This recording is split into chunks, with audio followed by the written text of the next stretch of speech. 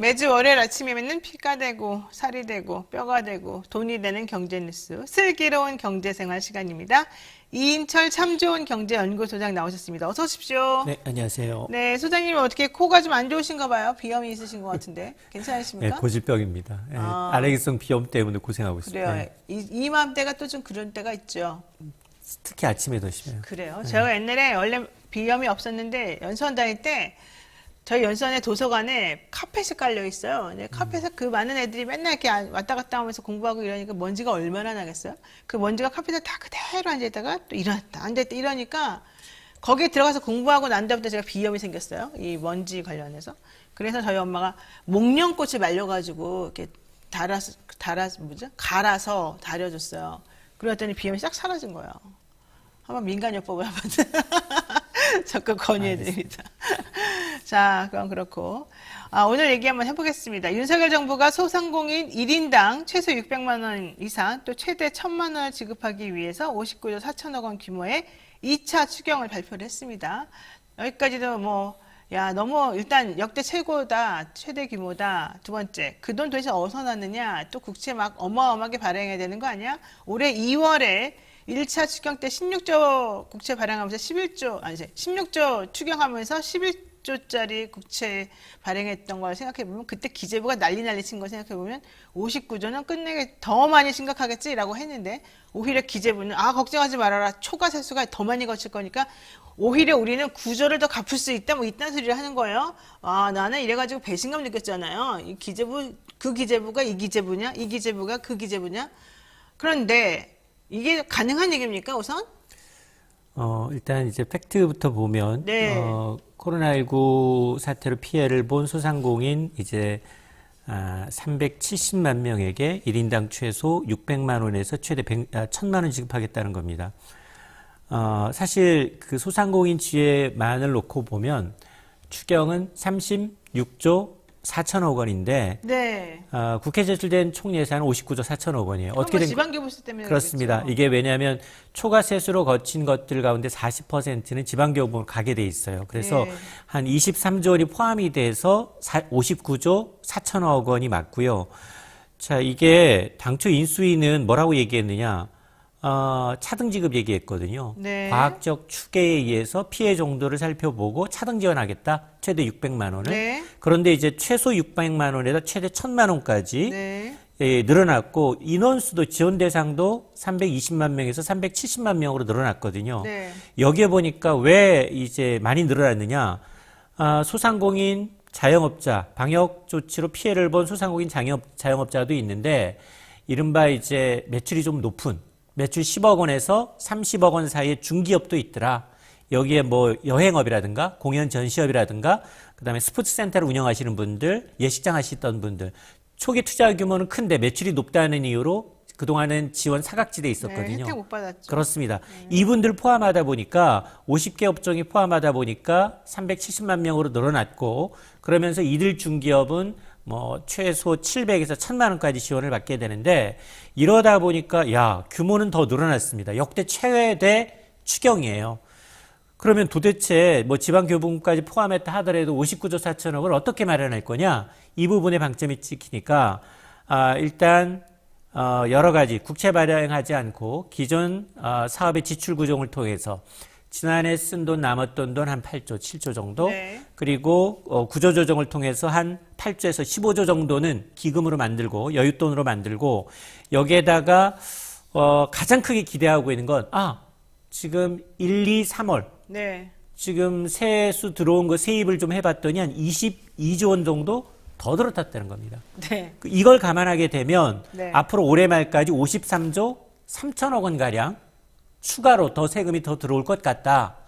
그래서 가장 큰 부분이 뭐냐? 바로 이제 초과세수 부분에서 일정 부분 충당하게 되면 앞서 얘기하신 것처럼 국가비도 안 내고 추경되고 이 세금 활용하게 되면 오히려 국가비 9조 원 가량은 갚으면 GDP 대비 50% 넘었던 국가 부채 비율은 49%대로 오히려 낮아질 수 있다라는 게 정부의 기재부의 설명입니다. 그게 웃긴다는 거예요. 2월 달에 우리가 1차 추경한다고 그랬을 때 기재부 차관, 지금 기재부 차관 된 그 사람이 나와가지고 아무리 쥐어짜내도 돈이 전혀 없습니다. 그래서 국채 발행 11조 최소한 해야 됩니다. 했는데요. 그때 우리가 그랬어요. 뭐라고 그랬냐면 어차피 세개가 4월 달에 결정이 된다. 근데 우리가 보기에는 3개를 해보면 분명히 남는 돈이 있다. 그럼 그 돈 계산해보면 국채 발행할 필요가 없으니까 너무 섣불리 국채 발행만 얘기하지 말고 차라리 우리가 추경으로 만들어 놓은 거 그냥 다 지불할 수 있도록 해달라. 그랬더니 공포 분위기 조성하면서 절대 못한다. 그렇게 많이 돈이 남을 리도 없다. 막 이렇게 난리 쳤단 말이죠. 그런데 계산을 해보니까 4월 달에 확인해보니까 8조가 남는다는 거예요. 그 이제 3개라고 하는 게 바로 그 얼마 남을 것입니다. 이렇게 세액을 다 정리해보니까 뭐 남는 그 계산된 돈이라는 거잖아요. 맞습니다. 2월 달에 계산을 4월 달에 얼마 남을지를 전혀 계산을 못 한다고요? 그게 말이 안 되는 거 아닙니까? 첫 번째. 두 번째.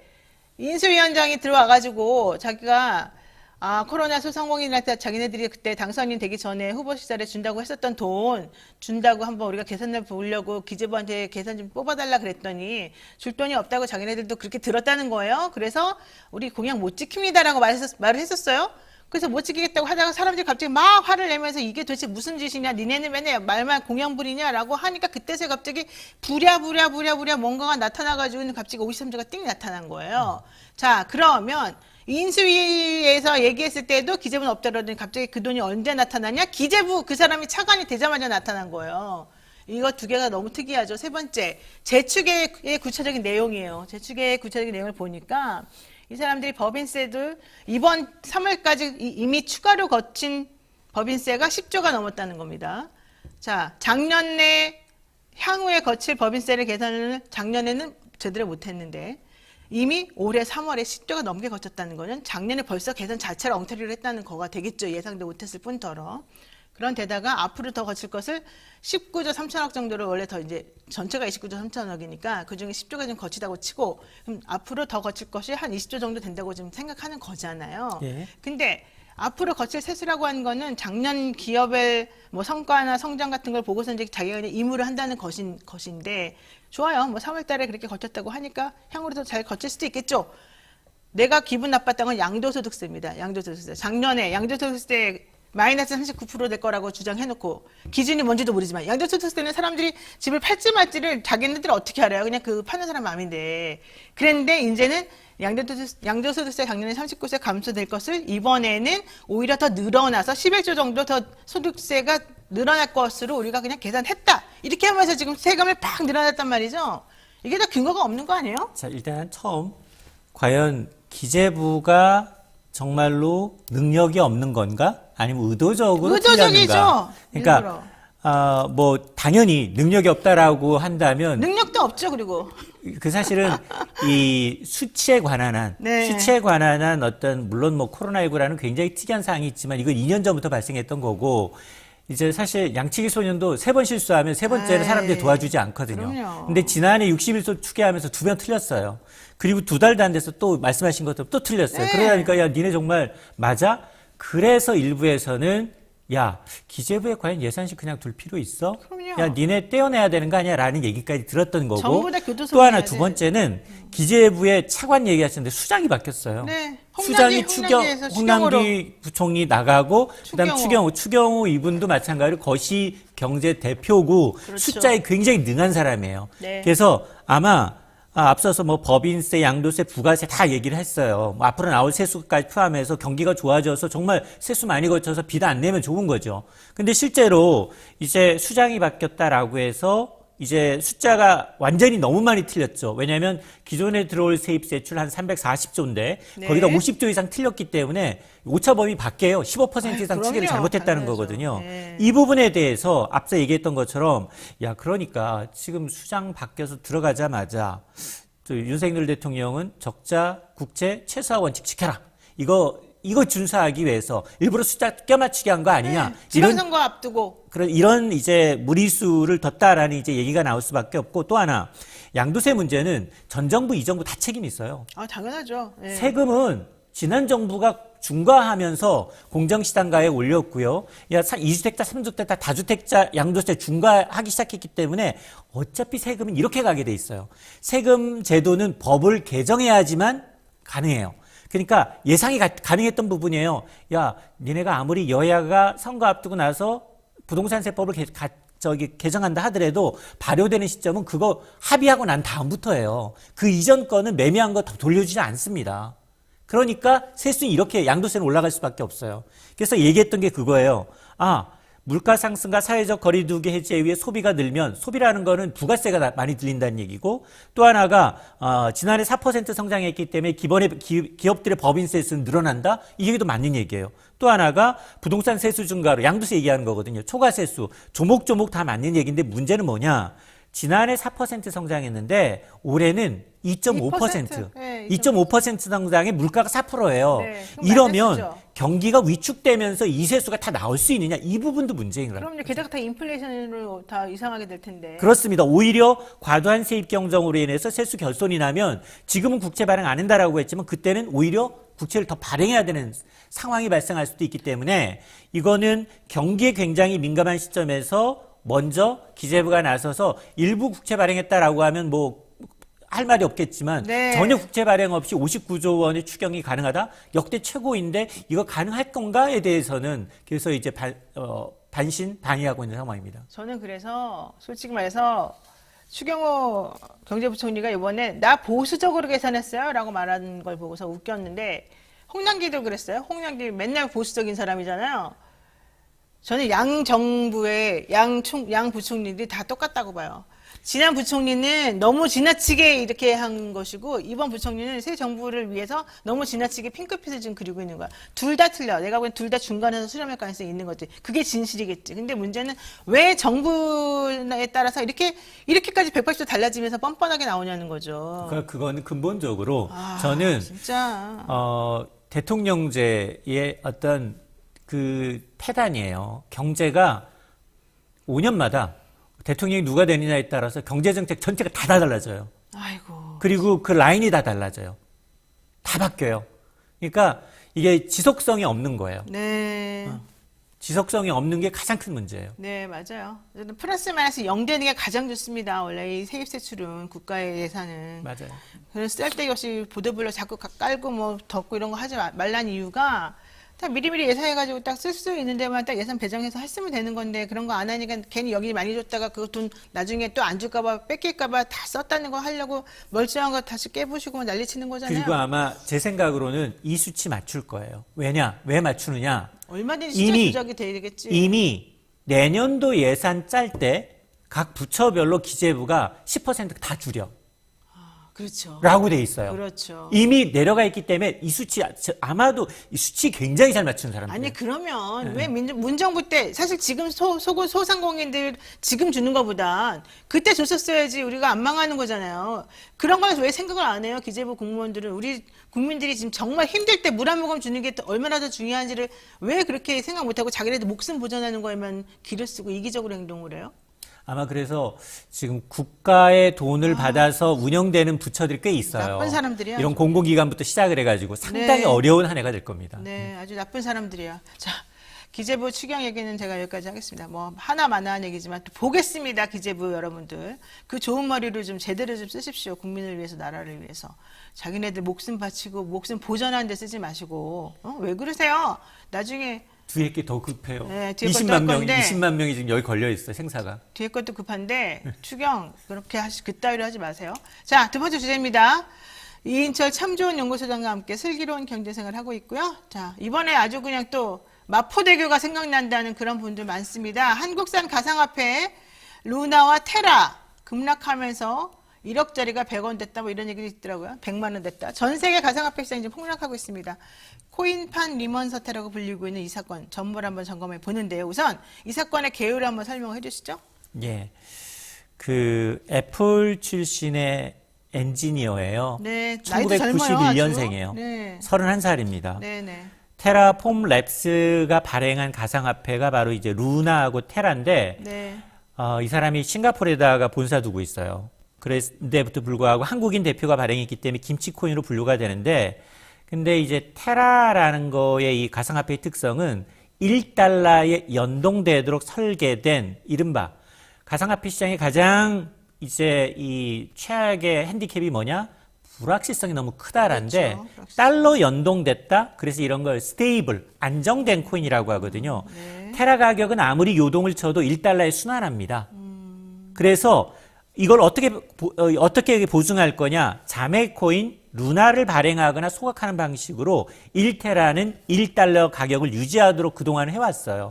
이건 시장이 좋을 때는 투자자들로 하여금 예치해만 놔라. 그러면 연 20% 이자까지 주겠습니다. 오호. 솔깃하게 꽉 먹고 알맞고인 거예요. 너무 좋네요. 그렇습니다. 그래서 차업 초기에는 다단계 아니냐? 야, 저거는 분명히 이건 폰지 사기인데? 그러니까 문제 생길 것 같은데. 그렇습니다. 그럼에도 불구하고 계속해서 자본이 몰려들었어요. 네. 그러면서 스테이블 코인 시장에 뭐 3위 업체까지 전 세계 시가총액 이 가상화폐 10위 이내에 들어왔어요. 한때는 시가총액이 100조 원이었습니다. 네. 근데 불과 닷새 사이에 시가총액 58조 원이 사라졌어요.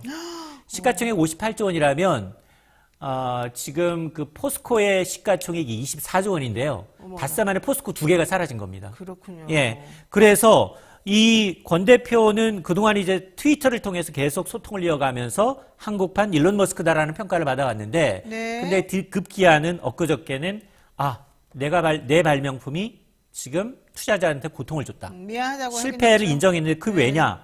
세계 각국의 거래소들이 가상화폐 거래소들이 상장 폐지를 결정한 겁니다. 지금 원래 그러니까 시총 순위가 10위였단 말이죠, 이 루나가. 맞습니다. 그러다가 지금 이제 추락을 해버렸는데. 이게 이 루나는 지난달 한 개 가격이 119달러. 119달러니까 한 15만 원 선이었어요. 그렇죠. 근데 지금 1센트. 100원이에요? 99.99%가 떨어진 거예요. 이야. 99.9%가 떨어져가지고 이게 테라도 마찬가지예요. 그동안은 1달러에 많이 떨어져도 0.97. 떨어지면 그때 예치한 돈은 은행 이자 연 20% 줬다는 거예요. 네. 그런데 이게 왔다 갔다 하면서 일에 수렴해야 되는데 그렇지 않고 지금은 69센트? 아니야, 근데 39센트. 잠깐만요. 예. 이게 원래 아까 처음 설명해 주실 때 스테이블 코인하고 연동됐다 이렇게 했잖아요. 이 예, 예. 안전성을 확보하기 위해서. 예, 달러랑 연동. 근데 왜 갑자기 떨어지게 되는 거예요? 이해가 안 왜냐하면 가는데? 지금 네. 미국이 공격적 금리 인상에 나타나니까 네. 위험 자산 회피 현상이 나타나고 있어요. 아하. 누가 매도를 하면 누가 받쳐줘야 하잖아요. 매수를 해야 하잖아요. 네. 매수 세력이 전혀 없는 거예요. 다 매도하고 있는 거예요. 다 매도만 하다 보니까. 심리적으로 불안하다 이거군요. 그렇습니다. 그래서 이 김두영 대표, 권 대표도 자, 그렇게 되면 지금 약속을 지키기 위해서는 테라 가격을 끌어올리기 위해선 루나를 소각하는 방식으로 계속해서 사들여서 사야 돼. 시장에서 사들여서 가치를 올려야 되는데 없는 거예요. 돈이 없어요. 돈은 있어요. 네, 왜냐? 네. 이 사람이 돈 잘 벌었을 때 비트코인을 엄청 사놨어요. 아하. 이게 수십억 달러 갖고 있다라고 해서 비트코인 가격도 지금 반토막이 났거든요. 3만 달러가 무너졌어요. 네. 그 이유가 네.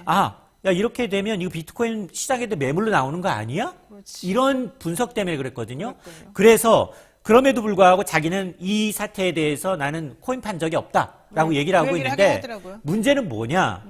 여기 우리나라에 코인 시장을 규제할 규제 당국은 있어요. 내년부터 세금은 걷겠다지만 이게 관련법이 없어요. 이 사람 처벌하기가 어려워요. 처벌도 처벌이지만 저는 걱정되는 게 우리나라 젊은이들이 20만 명 이상 자기 전 재산을 여기다 쏟아 부었다. 이런 사람들이 많더라고요. 왜냐면 이게 연동성이 사실은 상당히 다른 것보다 얼핏 보기에는 좀 괜찮아 안정돼 보이잖아요. 보이죠. 맞습니다. 왜냐하면 1달러 밑으로 내려오면 예치금에 대해서 연 자기네가 20% 이자까지 주잖아. 주니까. 예. 예, 그래서 여기다가 젊은이들 돈을 몽땅 몰빵한 애들이 많았다는 거예요. 그래서 인증한 코인 이 게시판에 보면 네. 제가 여기 18억 투자했는데 99.9% 손해봐서 지금 480만 원 남았습니다. 네, 그런 잔고가. 얘기 많아요. 이런 얘기가 나오고 있거든요. 근데 문제는 뭐냐? 이게 지금 미국 재무장관까지 나섰어요. 뭐라고 얘기했느냐? 야, 왜 스테이블 코인이야? 왜 달러에다 거기다 연동시킨 거야? 야, 김치 코인이 지금 미국 사람들 호주머니 털고 있어. 우리 욕하고 있죠. 그렇습니다. 그러면서 이 시장에 대한 새로운 규제가 필요하다라는 겁니다. 그러다 보니 전반적으로 가상시장 전체가 하루 만에 시가총액이 250종 넘게 한국에 사라진 겁니다. 그렇죠. 예. 아마 지금 20만여 명 추산되는데요. 이 얘기했어요. 야, 그러면 신생코인 네. 대표가 뭐라고 얘기했느냐? 신생코인 10억 개 발행하겠습니다. 네. 근데 투자자들한테 손해본 투자자한테 주겠대요. 네. 2센트짜리 10억 개 좀 뭐예요? 그러네요. 지금 퇴출됐는데 거래가 안 되는데 그렇죠. 휴지 조각이잖아요. 네.